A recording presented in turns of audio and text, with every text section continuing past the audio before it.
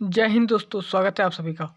दोस्तों, आज की क्लास में हम देखने वाले हैं कला एवं संस्कृति से प्रमुख प्रश्न जो पिछली बार की परीक्षा में पूछे हुए प्रश्न हैं।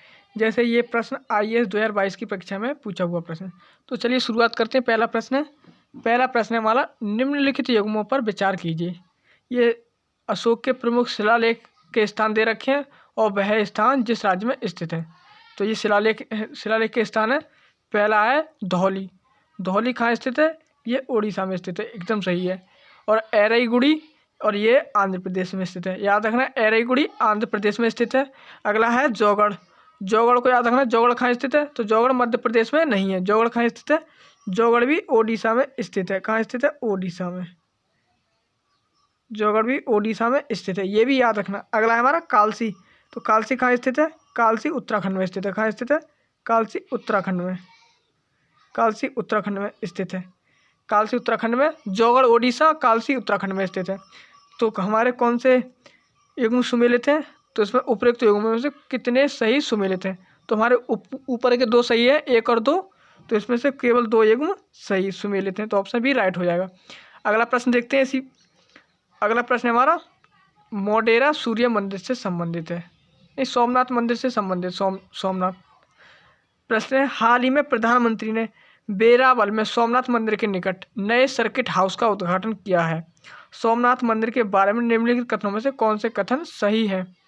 यानी कि सही कथन हमसे पूछे हुए हैं, कौन से कथन सही है? कौन से कथन सही है? तो पहला कथन पढ़ते हैं, सोमनाथ मंदिर ज्योतिर्लिंग देव मंदिरों में से एक है। एकदम सही बात है, ये ज्योतिर्लिंग मंदिरों में से एक है। अल बरूनी ने सोमनाथ मंदिर का वर्णन किया है, तो ये भी कथन सही है। अल बरूनी ने सोमनाथ मंदिर का वर्णन किया, ये भी सही है। अगला है, सोमनाथ मंदिर का प्राण प्रतिष्ठा आज के मंदिर की स्थापना राष्ट्रपति एस राधाकृष्णन द्वारा। राष्ट्रपति एस राधाकृष्णन द्वारा नहीं, किसके द्वारा? तो राजेंद्र प्रसाद के द्वारा। याद रखना ये प्रश्न, राजेंद्र प्रसाद के द्वारा, डॉक्टर राजेंद्र प्रसाद के द्वारा की गई थी। तो हमारा तीसरा इसमें जो है, जो गलत है, ये तीसरा जो कथन है वो गलत है। तो इसके कूट देखते हैं, कौन कौन से कूट सही दे रखे हैं। हमारे उपयुक्त तो 1 और 2 सही दे रखे हैं, तो ऑप्शन ए राइट हो जाएगा। 1 और 2 दोनों सही है, और ये इसमें सही प्रश्न पूछा हुआ है। अगला प्रश्न देखते हैं। अगला प्रश्न है, निम्नलिखित पर विचार कीजिए। निम्नलिखित कथनों पर विचार कीजिए। और इसमें पूछा हुआ है कि उपयुक्त में से कौन सी विशेषता या विशेषताएं महायान बौद्ध मत से संबंधित हैं। महायान बौद्ध मत से संबंधित हैं, एक हीनयान और एक महायान। तो महायान की हमें इसमें विशेषता देखनी है। तो बुद्ध में देवतारोपण, तो ये महायान की विशेषता है। अगला है, बोधिसत्व के पथ पर चलना, तो ये भी महायान की विशेषता है। अगला है, मूर्ति उपासना तथा अनुष्ठान, ये भी महायान बौद्ध मत की विशेषता है। तो उपयुक्त में से तीनों इसकी विशेषता है, तो ऑप्शन डी राइट हो जाएगा कि 1 और 2 और तीनों ठीक है। अगले प्रश्न में चलते हैं। अगला प्रश्न है, किसके राज्य में कल्याण मंडप की रचना मंदिर निर्माण का एक विशिष्ट अभिलक्षण था? एक विशिष्ट अभिलक्षण जो कल्याण मंदिर था, तो किसके राज्य में था? तो ये विजयनगर के राज्य में था। कौन सा? ऑप्शन डी राइट होगा, विजयनगर के राज्य में था। और ये भी आईएएस 2019 में प्रश्न पूछा हुआ है। अगला प्रश्न है हमारा, अगला प्रश्न है, भारत के सांस्कृतिक इतिहास के संदर्भ में निम्नलिखित कथनों पर विचार कीजिए। पहला कथन है, फतेहपुर सीकरी स्थित बुलंद दरवाजा तथा खानका के निर्माण में सफ़ेद संगमरमर का प्रयोग हुआ था। तो ये कथन हमारा क्या है? गलत है। क्यों गलत है? कि फतेहपुर सीकरी स्थित जो बुलंद दरवाजा और खानका है, इसमें किसका निर्माण हुआ? इसमें किसका प्रयोग किया गया? तो इसमें लाल बलुआ पत्थर का प्रयोग किया गया है। किसका? लाल बलुआ पत्थर का प्रयोग किया गया है। याद रखना, लाल बलुआ पत्थर का प्रयोग किया गया है, तो इसलिए गलत है। अगला है, लखनऊ स्थित बड़ा इमामबाड़ा और रूमी दरवाजा के निर्माण में लाल बलुआ पत्थर और संगमरमर का प्रयोग किया गया है। किसका प्रयोग? लाल बलुआ पत्थर और संगमरमर का। तो ये भी कथन गलत होगा। क्यों होगा? क्यों गलत होगा? कि इसमें लाल बलुआ पत्थर है, इसमें ईंट और चूने का प्रयोग किया गया है। ईंट और चूने का प्रयोग किया गया है इसमें। तो इसमें से दोनों कथन गलत है। तो उपयुक्त में से कौन से कथन सही होंगे? तो ना तो 1 और ना ही 2 कथन इसमें सही होगा। अगला प्रश्न हमारा, निम्नलिखित में से कौन से सूर्य मंदिर के लिए विख्यात हैं, सूर्य मंदिरों के लिए विख्यात हैं। तो इसमें सिर्फ एक और है, सिर्फ एक है असरवल्ली। असरवल्ली सूर्य मंदिर के लिए विख्यात है। अमरकंटक, इससे तो नर्मदा और सोन नदी निकलती है। तो इसमें से केवल एक सही है, तो आंसर होगा केवल एक सही है, कूट एक सही है। अगला प्रश्न हमारा, अजंता और महाबलीपुरम के रूप में ज्ञात दो ऐतिहासिक स्थानों में कौन सी बात समान है? क्या है? अजंता और महाबलीपुरम, अजंता और महाबलीपुरम के रूप में कौन सी बातें समान है? तो चलिए इसे देखते हैं कौन सी बात समान है। तो दोनों एक ही समय काल में निर्मित हुए थे। तो ये कथन तो सरासर गलत हुआ। क्यों? क्योंकि महाबलीपुरम है, इसका निर्माण 630 से 658 ईस्वी 630 से 658 ईस्वी में हुआ था, के बीच हुआ था। और इसका निर्माण नरसिंह वर्मन ने करवाया था। नरसिंह वर्मन ने इसका निर्माण करवाया था। अगला है, और ये अजंता की गुफाएं काफ़ी प्राचीन गुफाएं, ये प्राचीन है। तो अगला कथन है, दोनों का एक ही धार्मिक संप्रदाय से संबंध है। दोनों एक ही धार्मिक संप्रदाय से संबंधित हैं। तो एकदम ये सरासर गलत हो जाएगा। इसमें अजंता की गुफाएं बौद्धों के चित्र दिए। अजंता की गुफाएं में बौद्ध धर्म से संबंधित है। और महाबलीपुरम ये किससे संबंधित है? ये देवी देवताओं की रथ यात्रा से संबंधित है। अगला है, दोनों में शिलाकृत स्मारक थे, यानी कि शिला से बने हुए स्मारक थे। तो ये कथन हमारा सही हो जाएगा। कथन 3 सही हो जाएगा और बाकी दोनों कथन गलत हैं। तो इसमें कौन सा ऑप्शन राइट होगा? तो ऑप्शन केवल बी राइट होगा, केवल 3 सही है। अगले प्रश्न पे चलते हैं। अगला प्रश्न है, भारत की कला एवं संस्कृति के इतिहास के संबंध में निम्नलिखित युगों पर विचार कीजिए। ये विख्यात मूर्ति शिल्प और ये स्थित है। तो पहला है, बुद्ध के महापरिनिर्वाण की एक भव्य प्रतिमा, जिसके ऊपर की ओर अनेक दैवीय संगीतज्ञ तथा नीचे की ओर दुखिए अनुयायी दर्शाए गए हैं। ये स्थल कहाँ स्थित है? अजंता में स्थित है। तो ये तो एकदम सही है, क्योंकि अजंता में स्थित है। अगला है, प्रस्तर पर उत्कीर्ण विष्णु के 12 अवतार की विशाल प्रतिमा, जिसमें वह देवी पृथ्वी को गहरे विक्षुब्ध सागर से उबारते हुए दर्शाए गए हैं, ये माउंट आबू में स्थित है। तो ये गलत हो जाएगा। ये कहाँ स्थित है? ये उदयगिरी में स्थित है। उदयगिरी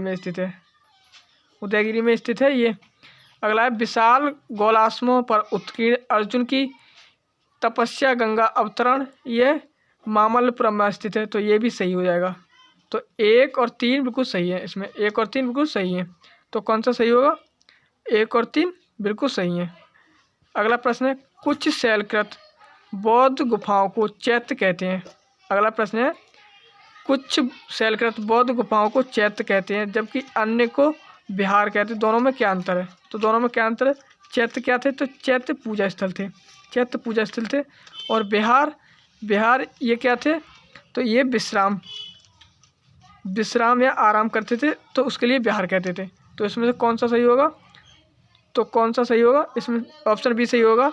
चैत्य पूजा स्थल होता था, जबकि विहार बौद्ध भिक्षुओं का निवास स्थान है। तो ऑप्शन बी इसमें राइट हो जाएगा। अगला प्रश्न देखते हैं। अगला प्रश्न क्या है? निम्नलिखित कथनों पर विचार कीजिए। पहला है, बादामों की गुफाएं भारत की प्राचीनतम अवशिष्ट शैलकृत गुफाएं हैं। बादाम की गुफाएं भारत की प्राचीनतम अवशिष्ट शैलकृत गुफाएं। तो ये गलत हो जाएगा। क्यों? क्योंकि ये प्राचीनतम नहीं है। बादाम की गुफाएं, ये बादामी प्राचीनतम गुफाएं नहीं है।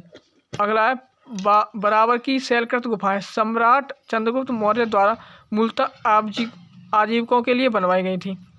तो ये किसके लिए बनवाई गई थी? आजीविकों के लिए। किसने बनवाई थी? सम्राट चंद्रगुप्त मौर्य ने नहीं, ये अशोक ने बनवाई थी। किसने? अशोक के द्वारा बनवाई गई थी। अगला है, एलोरा में गुफाएं भिन्न धर्मों के लिए बनवाई गई थी। तो ये बिल्कुल सही हो जाएगा, क्योंकि एलोरा में गुफाएं विभिन्न धर्मों के लिए बनवाई गई थी। प्रश्न था हमारा, उपरोक्त में से कौन से कथन सत्य है? तो कौन सा कथन सत्य है? केवल 3 हमारा सत्य है। तो ऑप्शन सी राइट हो जाएगा, केवल 3 सत्य है।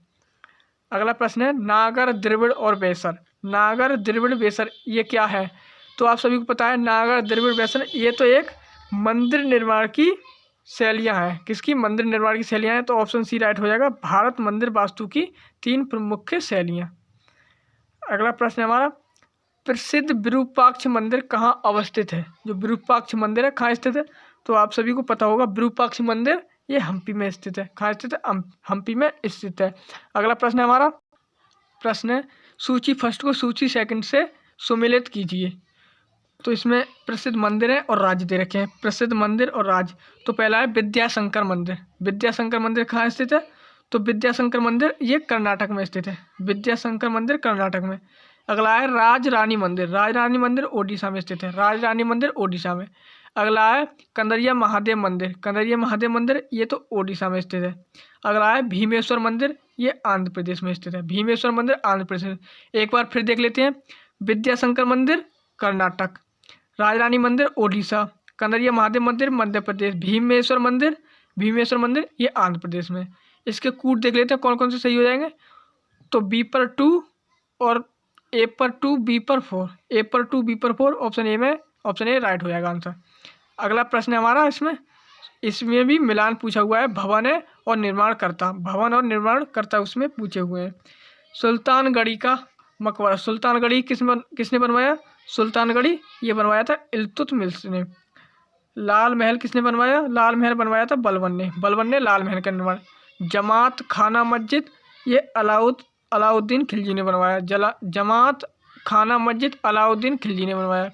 2.5 दिन का झोपड़ा ये आप सभी को पता है कुतुबुद्दीन ऐबक ने बनवाया। 2.5 दिन का झोपड़ा कुतुबुद्दीन ऐबक ने बनवाया। तो इसमें से कौन सा ऑप्शन राइट होगा हमारा? ए पर 3 और बी पर 4। ए पर 3, बी पर 4, ऑप्शन ए में देखा है तो ऑप्शन ए राइट होगा। अगला प्रश्न है, निम्नलिखित कथनों पर विचार कीजिए तथा नीचे दिए गए कूट का सही उत्तर चुनिए। नीचे दिए गए कूट का सही उत्तर चुनिए। अगला है, मुल्तान के सूर्य मंदिर का उल्लेख हैंसोंग आबूजबई और अल मसूदी तथा अल बरूनी ने किया था। तो यह कथन एकदम सही है कि मुल्तान के सूर्य मंदिर का उल्लेख हैंसोंग आबूजई और अल मसूदी और अल बरूनी ने किया था। सावरपुर यात्रा सूर्य पूजा से संबंधित थी। तो यह कथन गलत हो जाएगा क्योंकि सावरपुर यात्रा सूर्य पूजा से संबंधित नहीं है। इसमें से कौन सा कूट सही हो जाएगा? तो कूट केवल ए ऑप्शन सही होगा, केवल एक सही है। अगला प्रश्न है, निम्नलिखित में से किस मंदिर को विदर्भ के खजुराहो के रूप में जाना जाता है? विदर्भ के खजुराहो के रूप में जाना जाता है। तो ये मार्कंडेश्वर को विदर्भ के खजुराहो के रूप में जाना जाता है। तो दोस्तों ये क्लास यहीं तक रखते हैं, मिलते हैं अगली क्लास में और नए प्रश्नों के साथ। तब तक के लिए जय हिंद।